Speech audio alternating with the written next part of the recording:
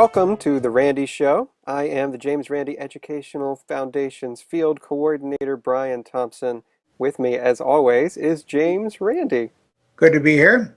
So, how are you enjoying the last year anyone is ever going to be on Earth? Well, I'm every day is to be treasured, of course, as we all know, because the Mayans knew about these things. Brian, they just doesn't dawn on anybody who's taken up on this thing that the Mayans just ran out of stone. They had a wheel, and you can go around the wheel, and then you come back to the beginning point again, and you say, well, I guess that's enough. I don't have a 2013 calendar in the house. Does that mean that it doesn't exist or it won't exist or the end of the world comes at the end of 2012? Come on, friends, let's get real. Yeah, I think the Mayans were behind on calendar technology in a lot of ways. Like their calendars were pretty cool looking, but I don't think the Mayans ever came up with the puppy a month calendar.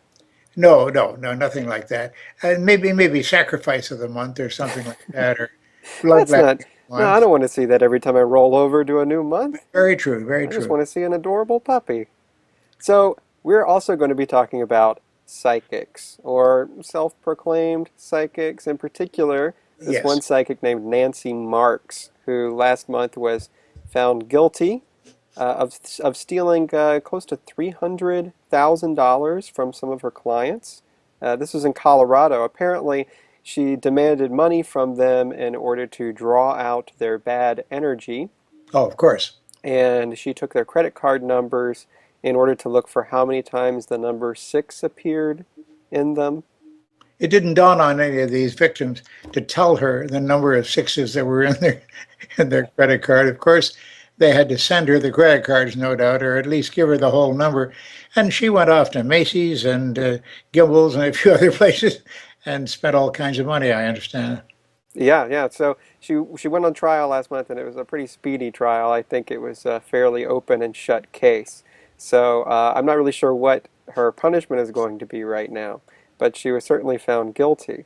And I wanted to talk to you about how you feel about psychics being prosecuted in general. I mean, in this particular case, she was stealing money from people. She wasn't just providing a fake service for money. She was actually like stealing their cash and spending it at Target.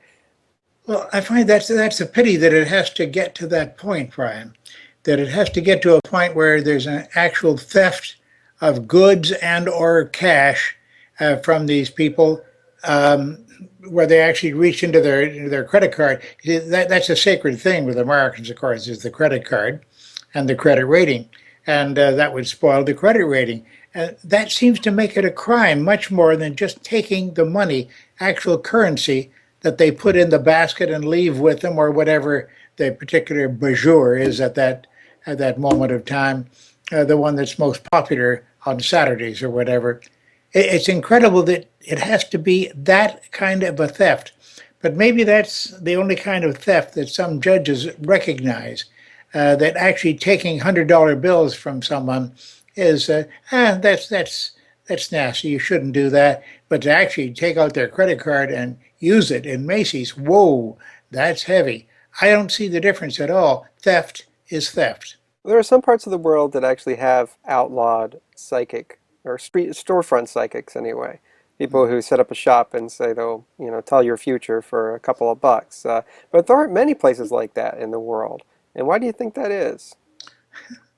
I think it's political correctness, and there's sort of an indolence, there's an inertia with law enforcement authorities.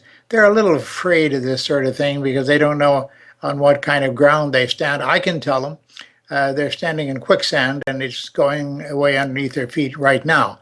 But they don't seem to want to listen to that. It is incredible that these people haven't come to justice before this, and particularly the Marx family.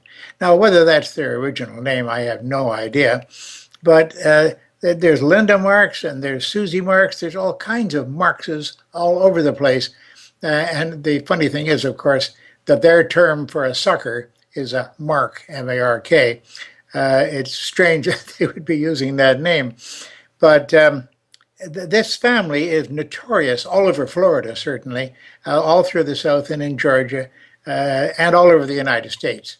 They are notorious, and they've come into contact with the law, so to speak, many times, and many of them have gone to prison. But the amount of money they make far outweighs any prison penalty. They just have to sit there for a couple of years and wait till the time goes by, and then they've still got the money. How many of these families do you think exist all over the world that have just this is the family trade is setting up a psychic storefront and they've been doing it for generations and generations? Well, there is a gypsy culture, make no mistake about that.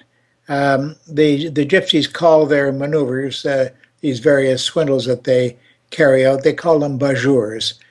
We've had several different guesses at where that name may have come from, but they use it among themselves, but certainly not with their victims.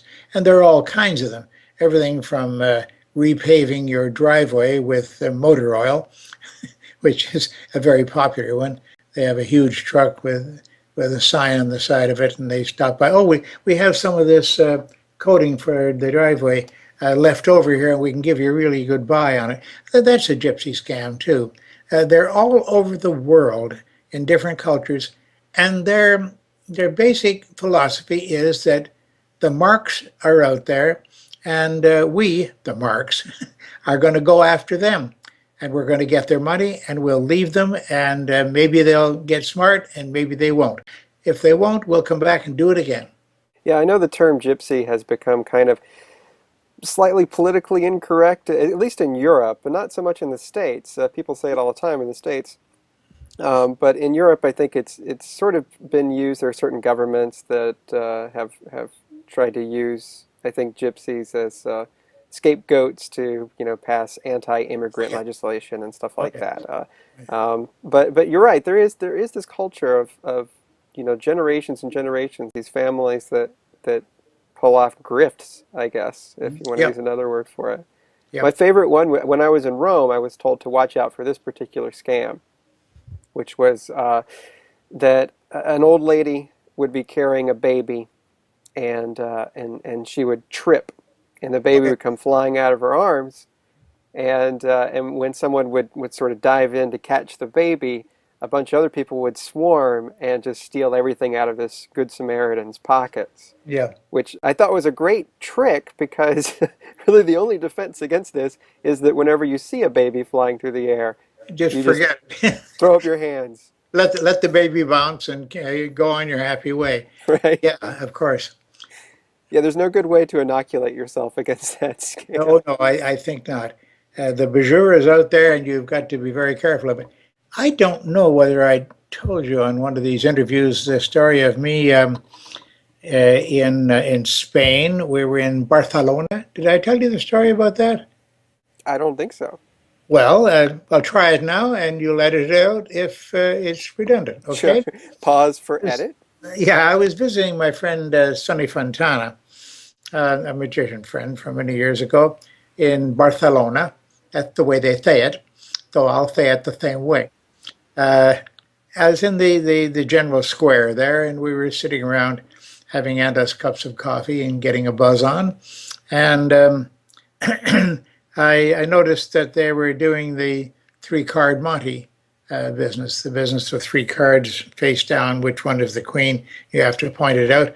And they had a couple of people, taller guys, standing there looking around to make sure that there were no interruptions coming, because this is strictly against the law to work the tourist trade like this in Barcelona. Other cities in Spain, I can't speak for, but I know that it is there. And every now and then, while I was watching them, and Sonny was telling me some of the cute gimmicks that they were using. Very interesting story and very interesting development of their culture was given to me in those few minutes. And then I heard a hum, and I thought, what was that? And it's very, very loud and very obvious. And it was from one of the two gentlemen, this gentleman, ho, ho, ho, who was looking out for the cops. And indeed, a police car started to cruise by. And the gypsy just folded up the whole operation, the tip, as they call it. They just folded the whole thing up and looked around at the skies and the swallows going by and whatnot. And when the cop car passed, there was a nod of assent, and they went right back into it again. And so I did something rather daring, and somebody told me afterwards that he was, what's the expression? Yeah, scared shitless is the expression. It says something better in Spanish, I'm told. In any case, I had been doing something which was rather risky, and so by observing this thing and seeing what the gimmick was, and I decided to move further into the fray. So I got a little closer into the operation, and while looking in another direction, I did a huh, sort of a thing like this, and everybody dove for cover, and they covered up the gimmick, and there was no police car coming by, and they're looking around for it, wondering where are the cops, you know? And that was me, you see. They didn't know that, but I made them clear the whole area, and then they went back to business when they saw no police car. And I did it a couple of times, and then Sonny came to me and advised me that discretion was the better part of any kind of valor that I wanted to display. And he took me out of the square. Perhaps I might not have lasted another.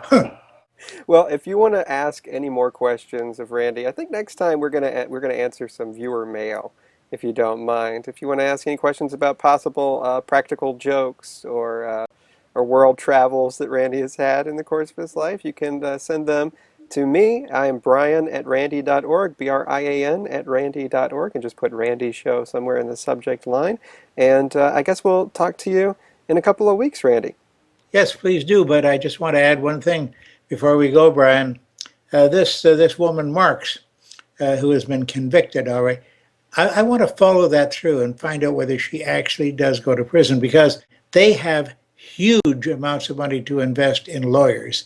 And I'm very surprised to find out they got this far, that it actually went to trial, because usually they bring in 30 or 40 lawyers and they sit around the room and they offer all kinds of objections, and usually the thing blows over simply because it's too involved and too expensive for the local authorities to follow through on. They just can't afford to do it.